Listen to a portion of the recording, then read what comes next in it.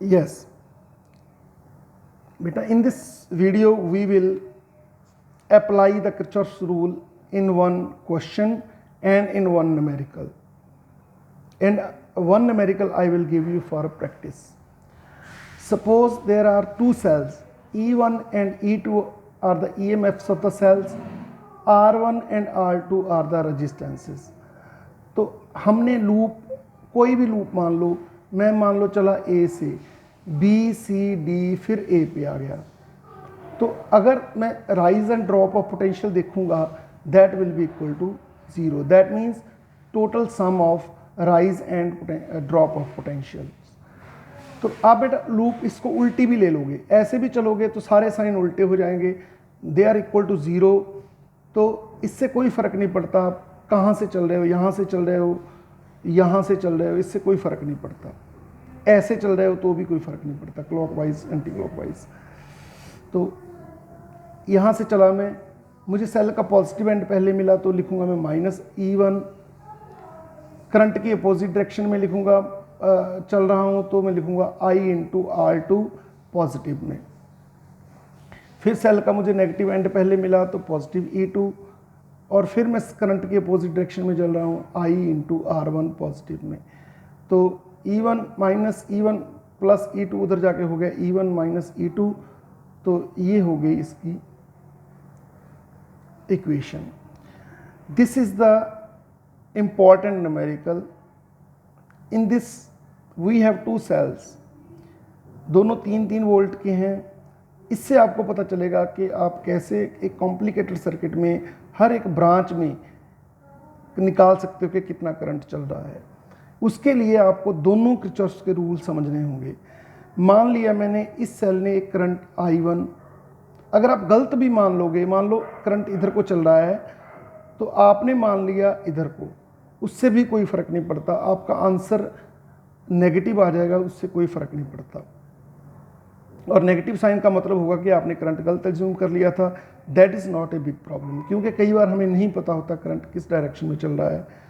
ठीक है, तो इसमें हमें पता है कि ये एक रजिस्टर है, दोनों सेल करंट दे रहे होंगे इसको.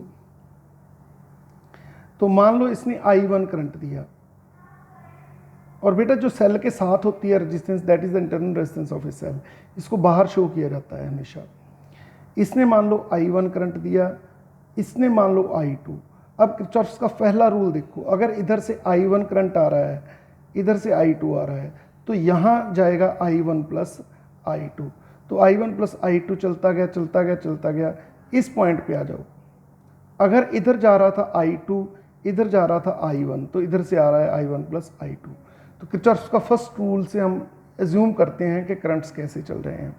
उसके बाद हम कोई भी लूप ले लेते हैं, इसमें से लूप ABCD, इस पे किरचॉफ्स रूल अप्लाई करते हैं.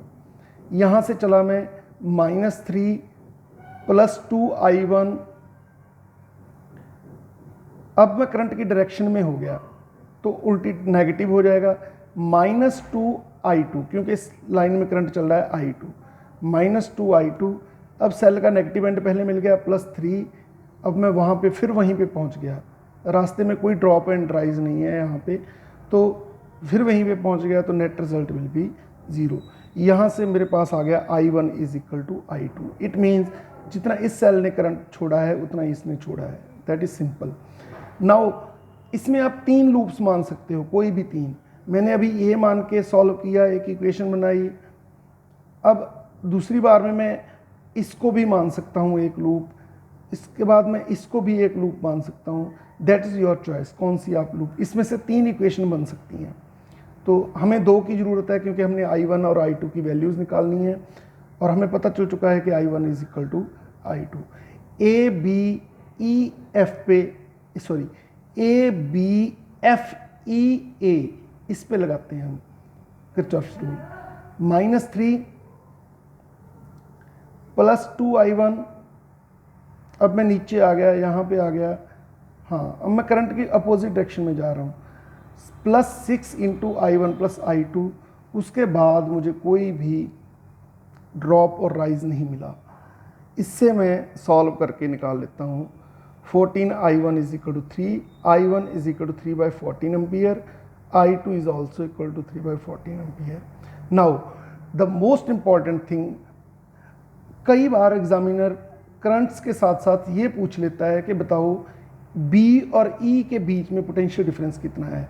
उसके लिए आपने क्लोज लूप में नहीं चलना, आपने B से चलना है और C पे E पे पहुंचना है। चाहे आप ऐसे चल पड़ो, चाहे आप ऐसे चलो, चाहे आप ऐसे चलो, जैसे ही आप अप्लाई करोगे B से E तक Kirchhoff's rule, you will get the differential difference between B and E। अब इस क्वेश्चन में मैंने सॉल्व किया है potential difference between A and B। अब potential difference between A and B कैसे निकाला जाएगा? We will apply the Kirchhoff's rule from A to B। कैसे अप्लाई करेंगे? देखो, हमने क्या फाइंड कर चुके हैं कि करंट कितना चल रहा है, 3/14 एम्पियर। तो यहां से चला मैं, तो आगे चलते हैं।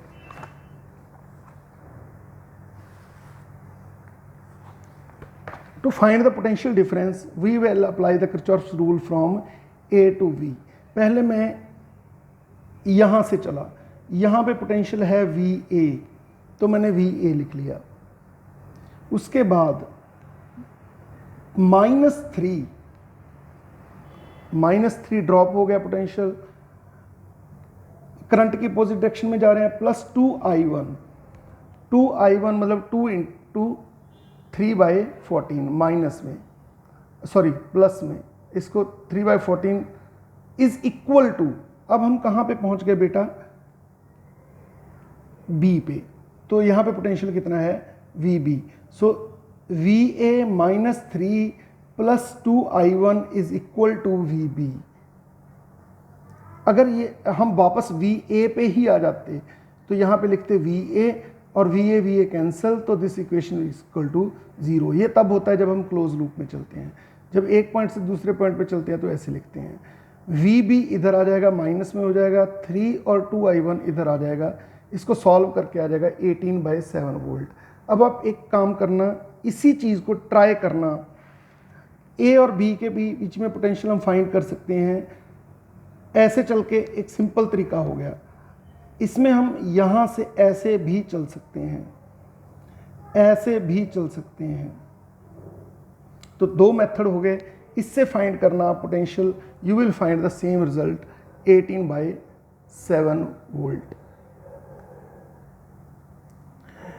Next question you will try, this is your homework, we have to find the potential difference between P and R, also we have to find the reading of the ammeter। इसमें मैंने करंट्स आपको बता दिए इस diagram में, ऐसे ही current assume करना। Suppose यहाँ से I करंट चला, उसमें से मान लिया हमने I1 उधर चला गया। बेटा करंट आप कैसे भी मान सकते हो, गलत मान लिए कोई प्रॉब्लम नहीं है। अगर आप करंट को S डायरेक्शन में मान लिया तो कोई दिक्कत नहीं है, ठीक है। उससे आपके आंसर का साइन बदल जाएगा और कुछ नहीं होगा। पर किरचॉफ्स का पहला रूल अप्लाई होना चाहिए हर एक ज्वाइंट के ऊपर। मान लो यहाँ से I करंट चला और I में से मान लो I1 उधर निकल गया, तो बेटा इधर कितना जाएगा? I - I1। ये आपने सही एज्यूम कर लिया। उसके बाद यहाँ से I1 चलता रहेगा, I1 चलता रहेगा, यहाँ पे I1 पहुँचा, इधर से क्या पहुँचा? I - I1। यहाँ पे आके दोनों प्लस हो गए क्योंकि दोनों एक ही डायरेक्शन में आ रहे हैं। अब ये उल्टी डायरेक्शन में जा रहा है, तो इन दोनों को प्लस करके कितना बना? I - I1 + I1, तो I1 कैंसल I, तो इस डायरेक्शन में I करंट होना चाहिए था, तो जो हमें पता है कि है। इसमें आपने लूप लेनी है, पहले यहाँ से लूप लेना, ये वाली कोई भी ले लेना, वैसे मैं आपको एक हिंट दे रहा हूँ, और फिर आप लूप लेना यहाँ से ये वाली।